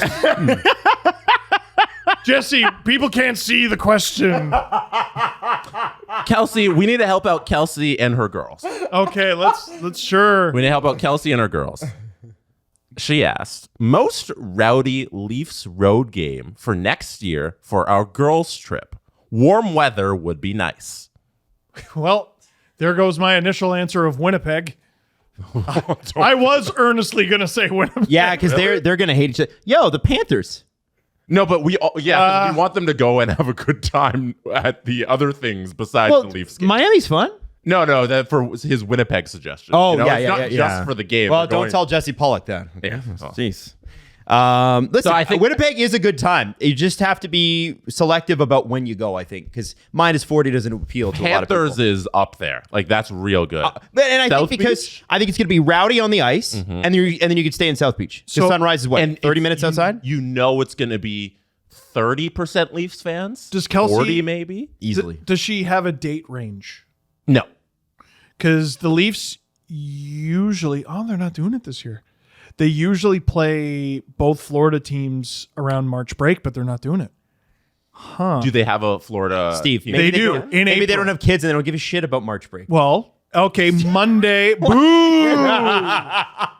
Oh, wait, no, weekend? those are in Toronto. She just asked. Okay, the final 2 games of the regular season, Oh. back-to-back, Tuesday, Wednesday, Sunrise, Florida on the Tuesday, Tampa on the Wednesday. Oh, that'd be good. Man, and games in Tampa, I always talk about this, great place. to And be it's hockey. 2 games, right? When is the California thruple? That is a great question. Are they doing that this year? So I don't... That's what I'm asking. Well, okay, they got Vegas on February 22nd. That'd be awesome, especially because it's February here, right? So Yes. you get to leave here and then go to Vegas and watch hockey. Vegas, February 22nd. Let's look for this Cali road trip. Found it. So it might... Oh, okay, this could really work for you. Okay. Because it's right after New Year. There's LA, January 2nd. Anaheim, which is like, it's like an hour and a half drive. stop the next there. day. Yeah. January 2nd. You get New Year's in LA. Yeah. Next day is hockey. Yeah. So Yeah. New Year in LA, New Year in LA, then the game in LA, the next day the game in Anaheim, and if you really want, they play the Sharks in San Jose on January 6th. But thing I learned about California, the Sharks, that's not close. No, it's not. It's not close to LA at all. No, you got to take a plane. Or drive really, really, really far. No, but the plane I think isn't that expensive, by the way. It's really cheap. I think those 3 days right there, or rather 4, because it'd be New Year's Eve. No, New Year's Day is usually the one that sucks. Yeah, that's the first. Yeah, New Year's Eve in LA, and they don't play between the game in Carolina on December 30th and the game in LA on January 2nd. So I would do New Year's Eve, New Year's Day, Kings game, Ducks game. The LA one makes even more sense because January 1st is the day they have all the big bowl games. So you could watch I forget the name where they have the Rose Bowl, but whatever, you can watch the big Rose Bowl game like there in California. Like that at Berkeley? I forget the name of the stadium. I could probably look it up in 8 seconds. I mean, that's the one. Here's the other thing. The Leafs usually play like shit in California, no matter how good the California teams are. They usually have one good game and 2 shit ones. So You're not wrong. no matter how it's like, oh, did Anaheim? Okay, we're gonna lose 7-2. They just don't do well in different time zones. Also, they weirdly have a home and home with the Sharks at the end of that too. What? Yeah, so the they, Sharks fly back with them? Yeah, Why do they they fucking finished do their that? California road trip on January 6th, and then 3 days later, both teams are in Toronto to play. At least it's 3 days later. Yeah, that makes more sense. Oh my god! Imagine it was the next day. Oh fuck! I would, no. I would, if I were one of the players, I'd march to Bettman's office and be like, No. I demand There's got a to be recount. there's got to be some sort of CBA. You can't do that about that. This is from Stuart and Matt. They both asked back to back. Stu Matt. Is there a plan for an SDP meetup in Stockholm if you guys go? Oh, we can't talk about that either. No, I think I would be down. I don't see why we wouldn't. Yeah, no, I want to. Yeah. I want to. We just have no plans yet. We're always worried about coming out with something and then not having a plan for it, and then being like, we had to change plans that we didn't have planned, and then letting people down. I think that's know why. any good bars in Stockholm? I'm sure, man. Like, we also need to compile a list if we are going of like things we need to do in Stockholm, like localized things. Like one of the things I read Matt Sundin's biography when I was a little kid. And it was like biography. It was like, one of those hockey books you buy. And apparently when he went to Quebec, the thing he missed the most was playing bandy, which is like an outdoor sand hockey game. Sand hockey. Well, because you can play it on ice as well. Can you? Oh, okay. Bandy on ice is wild footage. Okay, and then the other thing is Swedish meatballs. And I want to know what the whole thing's all about. I want to know if Swedish meatballs are in fact elite or if IKEA's been lying to us this whole time. Do they have IKEAs in Sweden? They must. Surely. Yeah. Are they, Should I Google it? different? That's where the mayor Are they lives. better? The mayor of Stockholm lives in an IKEA. And the great thing is all the furniture is already built. Sweden has the world's third largest IKEA. Okay. What? It is 55,000 square meters. South Korea. Third. First IKEA outside of Sweden was Oslo. Yeah. Norway. Yeah, it is. There is IKEAs in Sweden. I just want to watch as much hockey as possible because I want to say there's 4. Can we go to the games. IKEA? Can we Yeah, go- that's what I'm asking. Can we go to I the wanna third go. largest IKEA? I want to go to the original IKEA. Yeah, me too. Oh, you guys have fun. 1958 I'll is go when it visit opened. actual Sweden. It opened in 1958 in Älmhult, Sweden. I assume it's got to be a bit of a tourist attraction. It has. You go to the first IKEA ever. There must be a plaque outside that says Flugenbogen IKEA. How far? Jesus. I want to know how far on. That's what they named their furniture. It's the Cold Flugenbogen. Feet Sweden. I assume The Strugen. Did you get one of the Strugens? You mean the side table? Yeah, the Strugens. You know what I'm talking about. I have a family member who used to work at IKEA, and they used to call everything by its proper name. Yeah, can they make you do that if you work at the store? I need a nightstand. What are you talking about? Well, there's 15 of them. Listen, man, Which code do you have? they didn't offer Swedish in high school. I wish they did. Then I could have this conversation. There you with go. But I can't. Sorry, continue. You want more questions? Yeah, hell yeah, we want more afraid. questions. I'm afraid. Adam's view of the world was shaped by the Muppets. The chef from the Muppets is that's my view of Swedish culture. New dude about it, which is Canadian, by the way. That's Canadian. I know. That's weird. What are you looking up? So no, I'm not looking up anything. Something that's going to derail the show. No doubt. It's preparing some trivia. Okay. So, do you want to do every team's all-time points leader trivia, or every team's highest point total from this past season, point getter from this past season? Ooh, Adam, you choose. Okay. As the winner last week. Every team's highest point getter?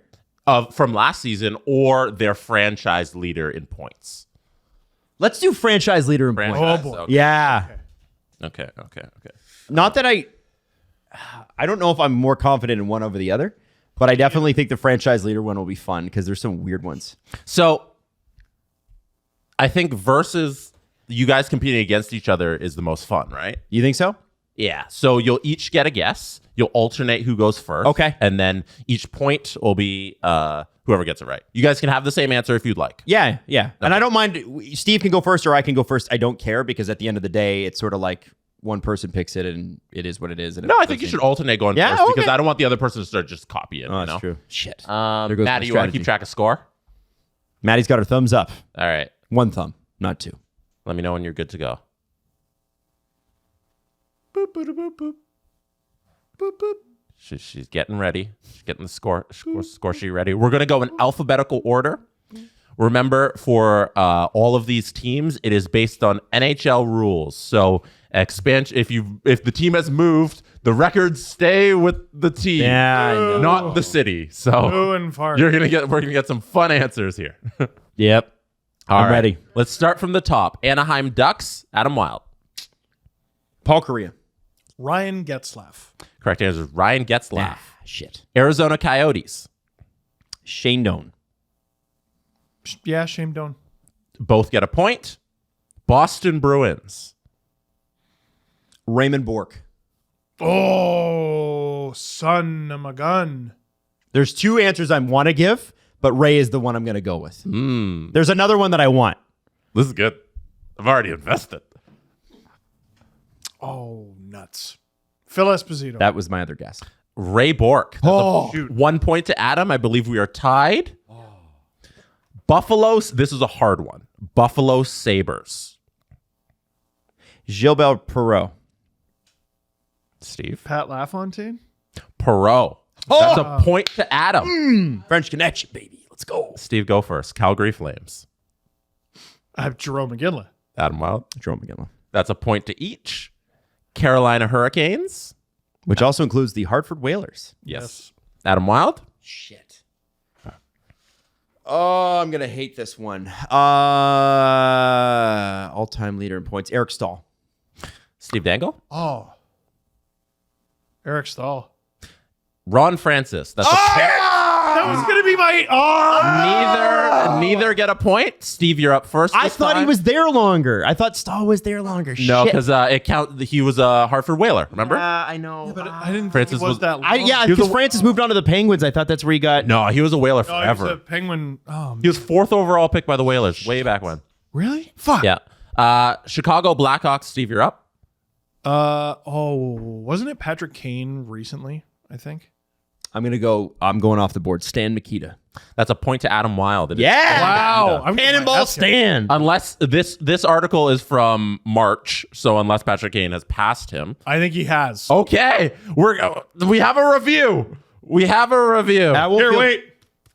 I got to tap my head. I won't feel bad about it. Like if I get it baseball. wrong. I won't feel bad if Patrick Kane, hockey DB. He has 1,237 points. Stan Mikita had 1,467. Sorry, Luther. Yeah, no. It's Stan the man. Yeah, Stan Mikita. Adam Wild keeps that point. Colorado Avalanche. Adam. So that's the Nords as well, right? Yes. I mean, it Nordic, has yep. to be Joe Sakic. Has to be. Joe Sakic. That's a point to each of them. It is Joe thank God. Sakic. You fucking scared me there. Next up, Columbus Blue Jackets. Steve Dangle. Oh, this is a good one. Mm-hmm. I think I know who it is, though. Rick Nash. Yeah, it's my answer. That's a point for both of them. Yeah. Dallas Stars. Adam. 1,499 career games. Michael Medano. Yeah, Steve. Mike Medano. That's a point for both of them. Detroit Red Wings. Steve Dangle. That's a tough. Well, a lot of great players. Oh, Steve Yzerman. Gordie Howe. It is Gordie Howe. You That idiots. is a point to Adam Wild. In my head. As soon as he said Eisman, I'm doing backflips in my mind, like, no way. He fucked it up. No. So here was the thought process. I immediately go, well, Steve Yzerman's like 7th all time, forgetting Gordie Howe's like 3rd. Yeah. Fuck. And he was also, but the thing is, what's crazy is that, like, Yzerman did play in the crazy 80s where everybody was getting 100 plus points. Mm-hmm. So, and also Howe spread that over 4 decades, right? So it's a little bit, he was playing into his 60s. All right. And he also played for other teams. Free square for both of you. Edmonton Oilers. Wayne Gretzky. All right. That's a point for each. Florida Panthers. Steve, you're up first for this one. This is a fascinating one. I think it's Jonathan Huberdeau. Adam Wild. Oh, there's a name that I'm trying to. If it's not Jonathan Huberdeau, I know the other one. Roberto Luongo. No, what's that fucking guy's name? He was a Leaf for Olli Jokinen. Talking to the mic. Olli Jokinen. Olli Jokinen is my name. Is my guess. That's a point for Steve. It is Jonathan Huberdeau. Wow, it's actually Huberdeau. He passed Jokinen, I'm pretty sure. Oh, okay. Yeah. I feel good that at least I got second there. Yeah. 613 points They have not had a great hit. from when this article was written in March. Los Angeles Kings. Steve. No, Adam, go first. Marcel Dion. Marcel Dion. Marcel Dion, that's a point for both of them. Although it's surprising Gretzky's not first there, considering how many points he had. It's probably up there. Yeah. Steve, you're up. Minnesota Wild. You. Who's the captain of the Minnesota Wild? Remember that bit? Jared Spurgeon, right? Jared Spurgeon. I think it is, yeah. Oh, fuck. It's probably a former captain, Mikko Koivu. Adam. I'm just gonna guess it's Zach Parise, but I don't know. Shit. Mikko Koivu. Oh, correct. That's a point for Steve Dangle. Matty Skorchek. Adam is leading 11 to 10. Adam is up by close, 1. baby, it's close. It is 11 to 10. Next up, a story franchise, the Montreal Canadiens. I believe Adam's first. Fuck. A lot of great players. So many great players. A lot of guys played a long time ago. And here's the thing. A lot of guys were good, but they didn't have like the 20-year career. They had the 10, the 12-year career.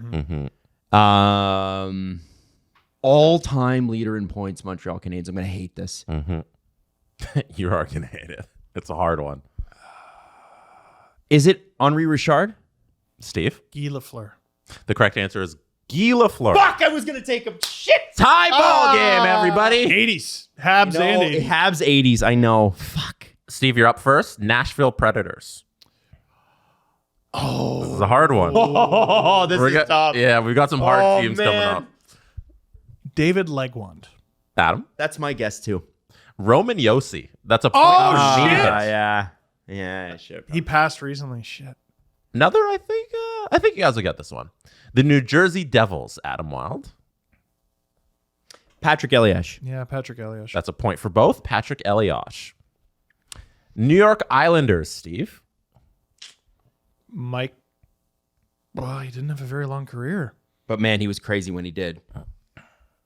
Mike Bossy. Brian Trottier. Brian Trottier. Correct. That's a point for Adam. Man, Bossy was sick, though. He was so sick. New York Rangers. Oh, Adam Wild. Man. It's going to be something stupid. Because when you look back at Rangers history, they didn't have a lot of success from the late 50s onwards. Nick Kyprios is correct.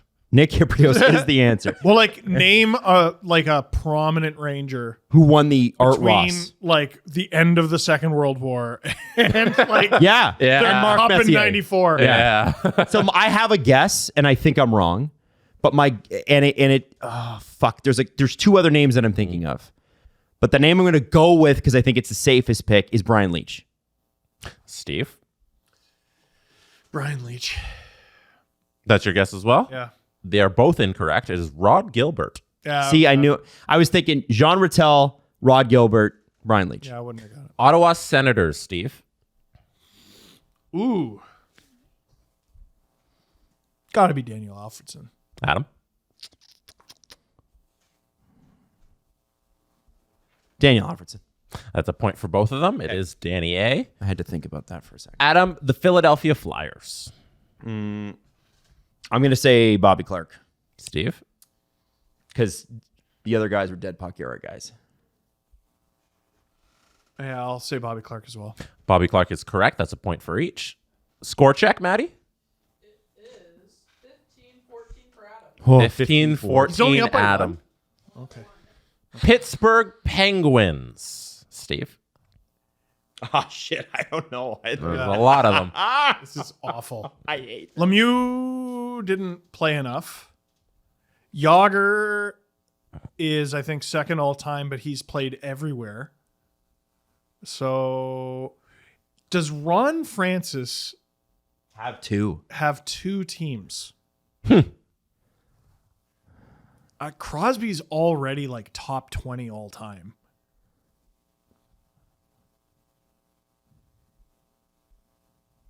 It might be Crosby, honestly.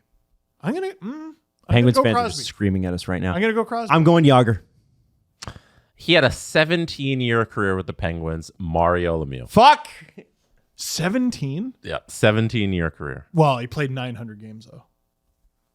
Damn. That's He's a crazy player. 1,720. I just, with all the injuries and the retirement for the year, and you think that he wouldn't be the guy. But he scored 2 points That's a game. no point for either Stupid. of you. Do you remember Adam Wild, next up, San Jose Sharks. Oh, yeah. He only played for the I'm stupid. Yeah, he only played for the Penguins. And he finished 7-6. Still with Crosby and with Francis and Yager there, No. It doesn't matter. That's a bad miss. Yeah, that's you guys should have had Mario. Yeah. Listen, there's been a lot of teams, okay? We're exhausted. San Jose Sharks. Okay. Ooh. Patrick Marleau. I'm going to also say Patrick Marleau. Patrick Marleau. I almost said it. I said Pat. Okay, the San Jose Sharks. Yeah. This one is very fun. The Seattle Kraken. Oh, man, that's this year. It has to be Jared McCann. Jared McCann. Jared McCann is correct. Yep. St. Louis Blues. Oh, fuck. I can picture the person. I think it's someone old. I forget their friggin' name. This is making me upset.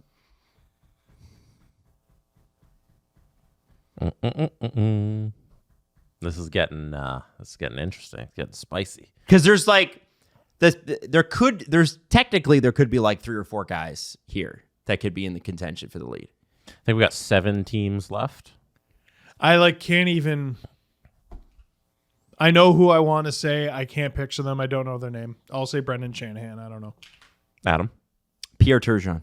Oh, Bernie Federko. Federko. Fuck. Underrated. One of the most underrated players of all time. Tampa Bay Lightning. Adam, you're up first. So I thought with Turgeon going to the Hall of Fame, he must be. Tampa Bay Lightning. I'm upset. Steven Stamkos. Steven Stamkos. Yes, I believe that happened this season. No, last season. Which is kind of crazy that it only just happened. Yeah. Speaks to how good the St. Louis Le Cavaliers. Brad This Richards. season, he passed 1,000, and then the year before, he took the all-time. That's yeah. That's a point for both. Yeah. Toronto Maple Leafs. Steve. Matt Sundin. Matt Sundin. That's a point for both. Vancouver Canucks. Adam Wild. No, I'm kidding. Matt Sundin. Let's go. Is it? Which one? Which Canuck? Daniel. Henrik. It is Henrik. Fuck! Are we tied, Maddie? Wow. Oh. Tied at what, 17, 16?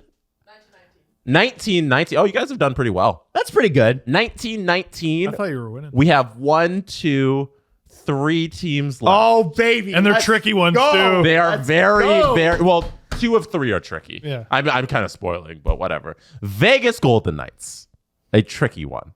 That is a tricky one. Yes.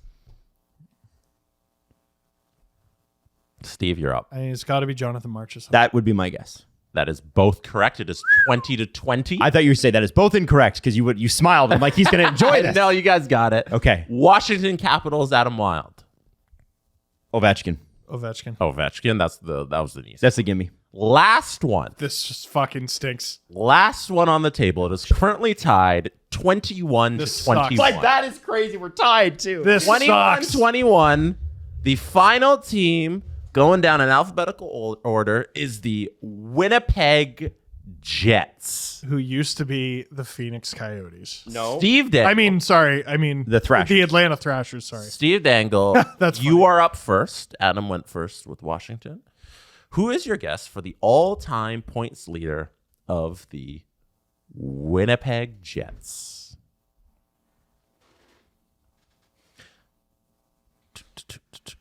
For a long time, I believe it was Ilya Kovalchuk. And I think within the last 2 years or so, Blake Wheeler passed him. There's 3 names. I also think that Blake Wheeler is probably the guy. But the 2 other names I'm thinking of are Kovalchuk and potentially Scheifele. It could be. Because Scheifele's been there a long time as well. And he scored a ton of points. Drafted 2011. Oh, shit. I'm going to go with the safe bet. Blake Wheeler's my pick, too. Going for the tie. The correct answer is Blake Wheeler. Oh, You guys are tied. hey, that was great. That was great. No, we have to play a bonus round Okay. What's the bonus round? to try and figure out. I still who feel good gets about the- that, by the way. I still want to. I feel like we did okay. I thought you kicked my ass. It was bad there for a little bit. Oh man. I'm gonna pull up each team's all-time goals leader. Oh fuck. What is this, sudden death? Yeah, All right. sudden death. Franchise goal leader. Each team. So let's do all-time goal leader for the Chicago Blackhawks. Sorry, are we gonna start a new point system? No. This is sudden death. First Sudden person death. to lose loses. First person to win wins. What, all-time goals? All-time goals leader for the Chicago Blackhawks. Adam, you're up first. Bobby Hull. Oh, son of a gun.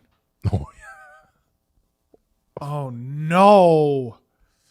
Oh, this is awful because Makita is the points leader. Yeah, but I'm not sure if Hull played there long enough before he signed with the Jets. Taves wasn't really a goal scorer. Neither was Kane, really. Oh, shit. Bobby Hull. So you guys are still tied because you gave the same answer. All right. Yeah. All right. So yeah, sudden death. Nobody won that one. Let's go to the Los Angeles Kings. Steve, you're up first this time. Man. All-time goals leader for the Los Angeles Kings.